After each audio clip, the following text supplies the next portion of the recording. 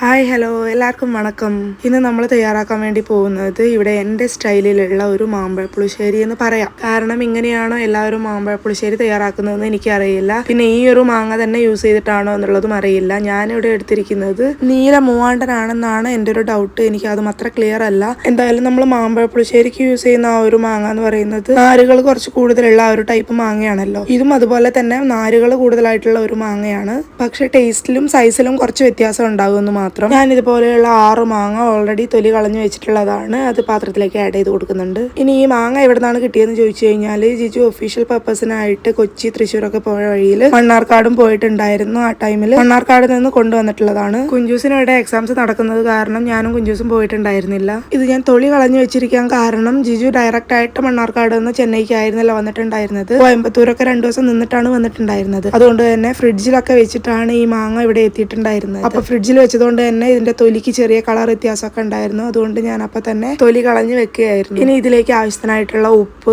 മഞ്ഞൾപ്പൊടി, ഞാനിവിടെ ശർക്കര പൊടിയാണ് ചേർത്ത് കൊടുക്കുന്നത്. നിങ്ങളുടെ കയ്യിൽ ശർക്കര എങ്ങനെയാണോ ഉള്ളത് അങ്ങനെ ചേർത്ത് കൊടുക്കാം. എന്റെ കയ്യിൽ പൊടി ആയതുകൊണ്ടാണ് ഞാൻ പൊടി ചേർത്ത് കൊടുത്തിട്ടുള്ളത്. ചേർത്ത് കൊടുക്കുമ്പോൾ കൂടുതലായിട്ട് ചേർത്ത് കൊടുക്കണ്ട, കാരണം ഓൾറെഡി മാങ്ങയ്ക്ക് മധുരം ഉള്ളതാണ്. അതുകൊണ്ട് കുറച്ച് ചേർത്ത് കൊടുത്താൽ മതി. എന്നിട്ട് ഇതിലേക്ക് ആവശ്യത്തിനുള്ള വെള്ളം കൂടെ ചേർത്ത് മിക്സ് ചെയ്ത് കൊടുത്തിട്ട് ഇത് നന്നായിട്ടൊന്ന് കുക്ക് ചെയ്തെടുക്കാം. ഞാൻ എൻ്റെ ലൈഫിൽ ആദ്യമായിട്ട് മാമ്പഴ പുളിശ്ശേരി കഴിക്കുന്നത് ഞാൻ MBAക്ക് ഹോസ്റ്റലിൽ പഠിക്കുന്ന ടൈമിൽ എൻ്റെ ഫ്രണ്ട് അഞ്ജു വർഗീസ് അവളുടെ വീട്ടിൽ നിന്നും കൊണ്ടുവന്നിട്ടുള്ളതാണ്.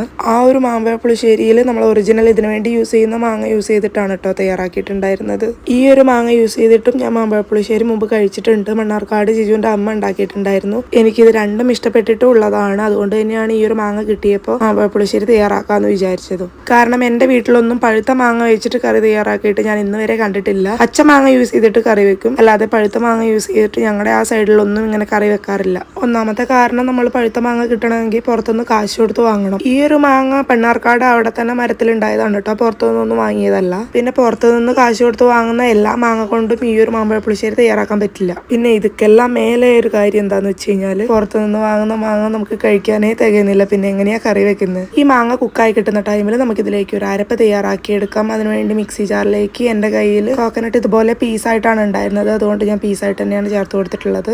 നിങ്ങളുടെ കയ്യിൽ ഗ്രേറ്റഡ് കോക്കനട്ട് ആണുള്ളതെങ്കിൽ അങ്ങനെ ചേർത്ത് കൊടുത്താലും മതി. അതിനുശേഷം ഇതിലേക്ക് കുറച്ച് ജീരകം, പച്ചമുളക് കട്ട് ചെയ്തത്, കുരുമുളക്, ആവശ്യത്തിനുള്ള വെള്ളം എന്നിവ ചേർത്തിട്ട് ഇത് നന്നായിട്ടൊന്ന് പേസ്റ്റ് പോലെ അരച്ചെടുത്തിട്ട് വരാം. ഇപ്പൊ നമ്മൾ നല്ല പേസ്റ്റ് പോലെ അരച്ചെടുത്തിട്ടുണ്ട്. ഈ സമയം നമ്മുടെ മാങ്ങ നന്നായിട്ട് കുക്കായി കിട്ടിയിട്ടുണ്ട്. ഇതിലേക്ക് നമ്മൾ ഓൾറെഡി അരച്ചു വെച്ചിരിക്കുന്ന കോക്കനട്ട് പേസ്റ്റ് ചേർത്ത് കൊടുത്തിട്ട് നന്നായിട്ടൊന്ന് മിക്സ് ചെയ്ത ശേഷം തിളയ്ക്കാനായിട്ടൊന്ന് വെയിറ്റ് ചെയ്യാം. തിളച്ച് വരുമ്പോൾ കുറച്ച് കറിവേപ്പിലയും കൂടെ ചേർത്ത് മിക്സ് ചെയ്ത് ഒന്നുകൂടെ ഒന്ന് തിളച്ച് കഴിഞ്ഞാൽ നമ്മുടെ മാമ്പഴ പുളിശ്ശേരി ഇവിടെ റെഡി ആയിട്ടുണ്ട്. അടുത്തതായിട്ട് ഇതിലേക്ക് വറുത്തിടാനായിട്ട് ഒരു പാത്രത്തിലേക്ക് കോക്കനട്ട് ഓയിൽ ചൂടായി വരുമ്പോൾ കുറച്ച് കടുക് ഒന്ന് പൊട്ടി വരുമ്പോൾ വറ്റൽമുളക്, കറിവേപ്പില എന്നിവ ചേർത്തിട്ട് ഇത് നമ്മൾ ഓൾറെഡി തയ്യാറാക്കി വെച്ചിരിക്കുന്ന കറിയുടെ മേലെയായിട്ട് ഒന്ന് ഒഴിച്ചു കൊടുത്തിട്ട് ഇതൊന്ന് കവർ ചെയ്തിട്ട് ഒരു 5 മിനിറ്റ് അങ്ങനെ വെച്ചിരിക്കുക. ശ്രദ്ധിക്കേണ്ട ഒരു കാര്യം, നമ്മൾ ഫ്ലെയിം ഓൺ ചെയ്യുന്നില്ല, ഓഫ് ചെയ്ത് വെച്ചിട്ട് ഇനിയാണ് 5 മിനിറ്റ് അങ്ങനെ വെക്കുന്നത്.